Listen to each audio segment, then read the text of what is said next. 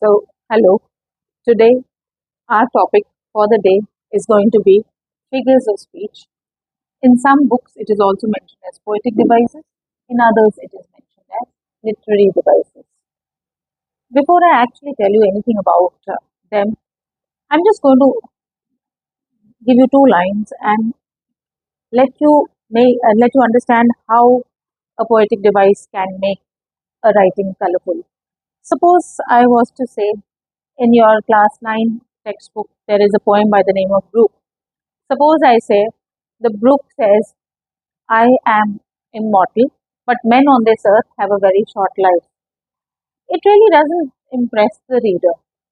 What Tennyson says, that for men may go and men may come, but I go on forever. And that is a line which is repeated on and off throughout the poem. So, in that way, he makes it very interesting and he makes it a point where the reader wants to continue to read the poem. So, figures of speech are basically some device which make the writing more colorful, just as each one of us knows to do some basic drawing. But which drawing is considered better? The one with a very beautiful stroke of brush with the slight nuances here and there. And so that is the painting which always looks better.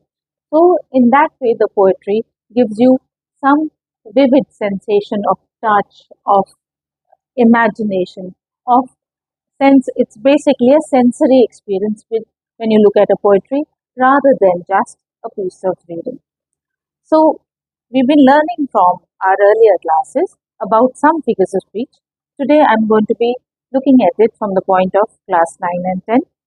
I have put in a few which are the very basic ones which you have been doing right from the beginning with slight technicalities.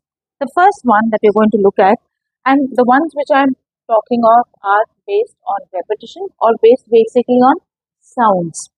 The first one to go up is alliteration.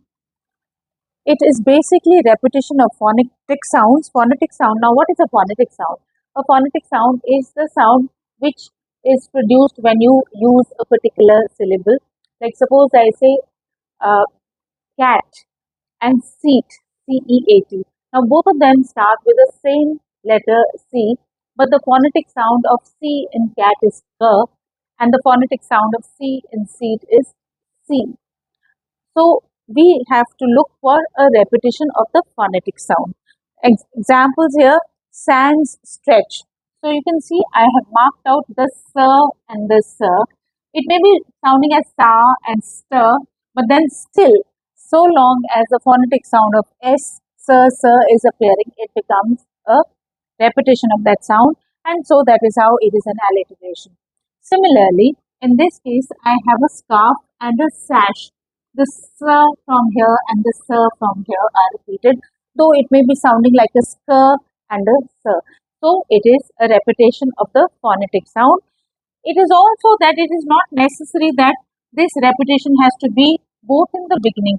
One may be in the beginning, one may be at the end, but still, so long as it is there, it is an example of an alliteration. For that matter, if I just wrote down here, blissful sleep. So the sir and the sir here is repeated, and so that also again becomes an example of an alliteration. But in alliteration, now there are two demarcations. One is a consonance and one is an assonance. A consonance, the word derives from the word consonant. What are consonants in the English language? All other letters apart from A, E, I, O, U are the consonants. So the moment any of these 21 letters, their phonetic sound is repeated, it becomes a consonant.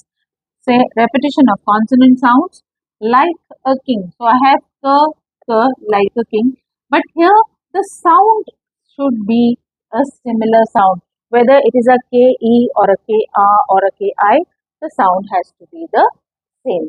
Now coming to the next is assonance, where we are talking about repetition of vowel sounds. The vowels are A, E, I, O, U. But again, when I say A, E, I, O, U, it is not necessary that A has the same sound everywhere. It may be bat and ball. I have the same A in bat and the same A in ball. But is the phonetic sound same? No, it isn't. So I cannot call it an assonance because the vowel sound is not repeated. On the other hand, you may be having two different kinds of words, but they have the same phonetic sound. Let's just take an example here. See if you'll notice, well read. The E here is pronounced as E. The red E is also again pronounced as E.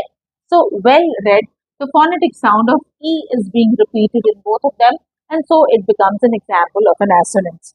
Similarly, for he seemed to me, see me. So, there are two E's here.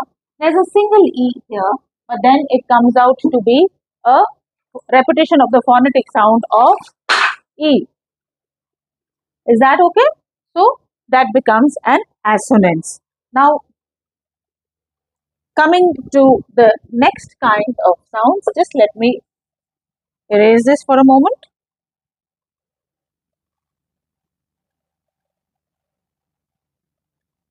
The next up here, we've done up till A, B, C. Let's look at repetition. Repetition is again a different kind of a repetition, but in this case, we are not talking about sounds being repeated. We are talking about words or phrases being repeated.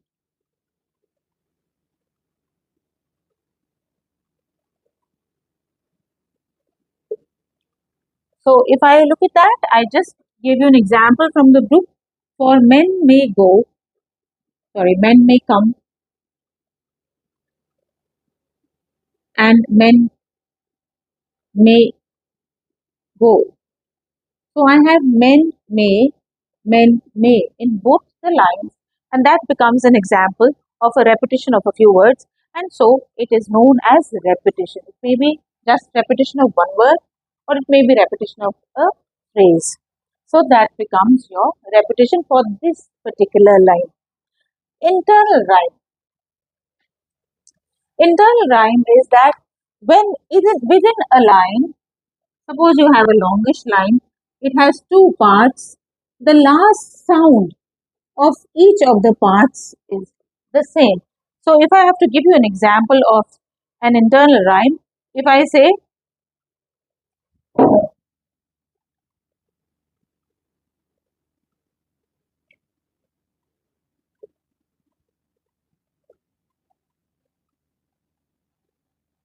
for those who saw me, those saw thee.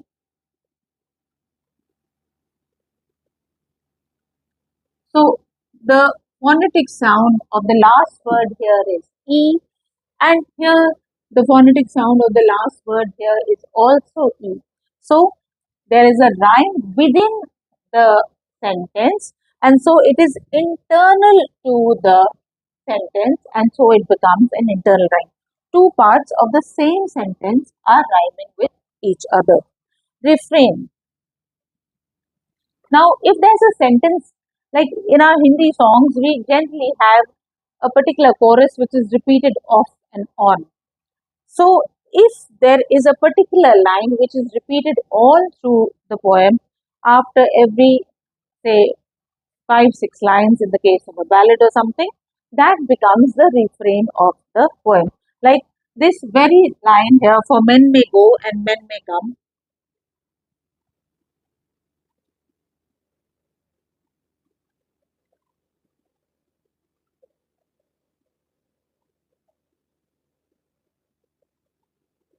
But I go on forever.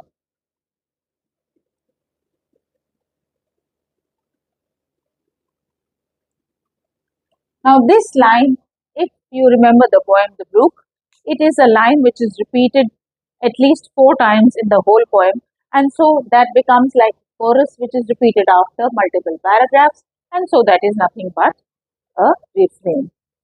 Coming to rhyming scheme. Okay, so now we have something written up on the board.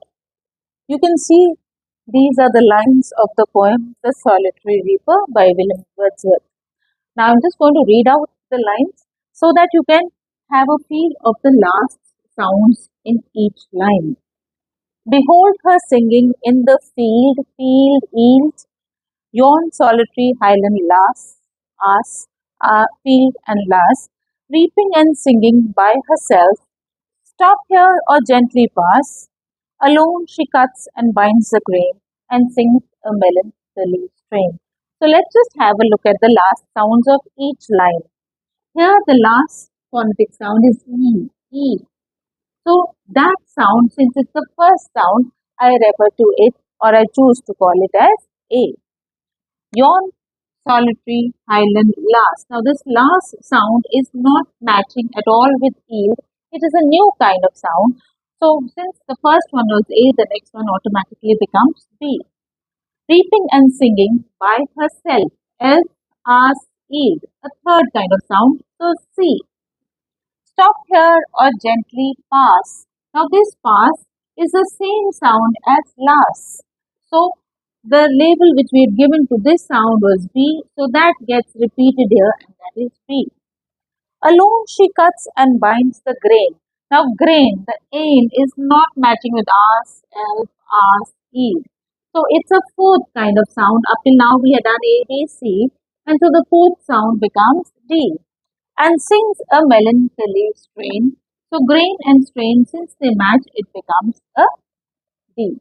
So this is what is the rhyming scheme of a particular poem, right? And when you have to write the rhyming scheme, it is written as A, B, C, B, D, D. A, B, C, B, D, D. Is that okay? So after the rhyming scheme, we now have the next, which is at point H, which is onomatopoeia. The spelling here should be very, very carefully seen. It is onomatopoeia, but pronounced as onomatopoeia. Now, this basically refers to sounding words. You must have heard a number of sounding words in your day-to-day life. TikTok. Can anyone else think of something else? Croak. So when you are using such words, the wind whistled, whistle. The word itself talks about the sound which is being made. So those words are also used to create some kind of interest in the poem. If you look at your Rhyme of the Ancient Mariner, class 9, it cracked and growled and roared and roared. Roar, roar. The word itself gives you the impression that the it was a very massive kind of sound. So roar, crack, crack, crack, crack. So that also gives you the impression that something is cracking apart. So these are the use of sounding words. That was the reference to the rhyme of the ancient mariner. Look at your frog and the nightingale. If you remember, how did the frog teach the nightingale throughout the night? What was the sound that could be heard? The frog teaching the nightingale? Whoosh, whoosh. So the sound itself is there in the word. So it becomes a sounding word, which becomes an onomatopoeia, right? Now coming to the next one in that line is a repetition. Now where is the repetition in this case? When consecutive lines start with the same words. Consecutive lines, what do you mean by consecutive lines? Lines which come one below the other and they're starting with the same word. So if you look at this here, far too nervous, far too prone. So both the lines, again this is the reference to the poem, The Frog and the Nightingale. We're talking about the nightingale here. So she was far too nervous and she was far too prone to the influence which the frog had on her. So he's starting both the lines with far too to kind of make it a poem which is easy to memorize and the particular aspects of the nightingale are very, very clearly etched out in your mind. Coming again to the rhyme of the ancient mariner, the ship as it leaves the shore, it goes below the kirk, below the hill, trying to show that the ship, one by one, it is passing through different landmarks as it moves away from the shore and into the sea. So these are examples of your different kind of either repetition, figures of speech, or based on sounds. I'm going to just list out the other figures of speech which actually number to 30 in your secondary classes. And otherwise, if you want, the list is quite long, which you would, I'm sure, you would be very interested in and can take it up when you take up literature on your own. So we've discussed alliteration, consonants, all the ones which are based on sound or in repetition. We have done those. Alliteration, consonants, assonance, repetition, internal rhyme, refrain, rhyming scheme, onomatopoeia, anaphora. Apart from that, there are numbered up to 30. You have simile, metaphor, personification, symbolism, synecdoche, metonymy, allusion, transferred epithet, euphemism, imagery, which is of four kinds. The four kinds of imagery would be visual imagery, where you're imagining a visual, the audio imagery, where you're imagining some sounds, olfactory, where you're imagining some kind of smell, and the tactile, where you imagine some touch. So, those are your four kinds of imagery. Finally, you have tautology, rhetorical question, irony, paradox, pun, antithesis, oxymoron, hyperbole, poetic inversion, apostrophe, and enjambment. I'm not going to be telling you about all, but I'll just pick up the third or fourth each one. Yeah, symbolism. Like if I have to talk about symbolism, we are taking one aspect of the poem and it is a symbol of something else. Like if you look at the Dust of Snow, a poem in the language and literature syllabus of class 10, you have the crow, the dust of snow, and the hemlock tree. Now, the crow and the hemlock tree are both symbols of evil and negative things. So, here the poet in that poem is trying to tell us when the narrator, who is already in a bad mood, comes and stands under in the shade of a hemlock tree, he is not expecting anything good to happen. A crow, which is again a negative symbol, comes and sits on the branch of that hemlock tree. But because of that crow sitting on the branch, the snow which is settled on the branches of the tree, the dust of it falls down. And that ethereal sensation, that fairy-like sensation, creates a change in mood for the poet. And he looks at the day, the rest of the day, with an optimism. So, the two negative symbols here were the crow and the hemlock tree. So, symbolism, we pick up one aspect of the poem and treat it as a symbol for something larger, which is not actually said in the poem.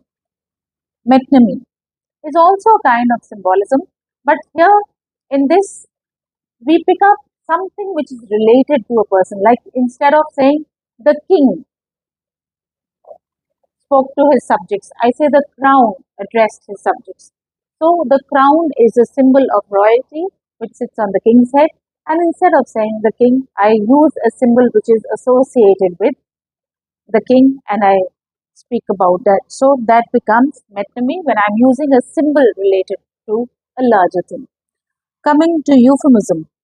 Euphemism, sometimes the poets also need to speak about bad things, could be things which are not very pleasant to hear or sometimes which create stress or create pain for others. For example, if I have to speak of death, so it is said in a comparatively more pleasant way. And so she passed on. When I say she passed on, what am I trying to say? She met her death. So this is a way of talking about a comparatively harsher circumstance in a more pleasant way. So that is euphemism, right? Coming to the next which I have underlined here is a rhetorical question. Sometimes you ask a question just for the sake of asking a question. Are we men not mortals? I think everyone knows that we are mortals. Just to add that emphasis that we are mortals, the poet will introduce such a question here whose answer is already known. So that becomes a rhetorical question. It is a question which the answer goes without saying. A pun. A pun is basically a play of words. Now, when I talk about a play of words, there are certain words which have a double meaning. Like, suppose I talk about a poem in which and only the liver is able to tell. Liver here in the sense that the person who's living that aspect, and liver as a part of the body, human body. So liver has been used with two different meanings, and so that becomes a pun. Similarly, you have the word light. I could be using light as a source of light, or light which is light in comparison to heavy. So if I use the word in such a way that it can be interpreted in any which way, that becomes a pun. Is that okay? Coming to poetic inversion. Poetic inversion is something where the words are not in correct grammatical order. The grammatical order should have been something which if we do not use it correctly, we are penalized for that. But as poets, they have a poetic license to be able to do something like this. You would have found it in a number of poems. I'm just going to discuss an example. So, as I was saying, in poetic inversion, I just spoke about the solitary reaper just 2 minutes ago. There is that one particular line which says, "Oh, listen for the vale profound is overflowing with the sound." Now, vale profound, it should be the profound value. The profound value in the sense the whole valley is echoing with the sound. But then, just so that the poet could get a rhyming between profound and sound, that is why the veil profound, instead of writing the profound valley, has come here. So what we may think as incorrect English, it is a license given to poets that they can make their writing more colorful and more memorable for each one of us to be able to appreciate poetry. I'm not going through all the other figures of speech. You can easily get back to me. My numbers are on the board. And I again reiterate my classes, LearnMate classes, which will help you ace your exams right up till the 12th. Thank you.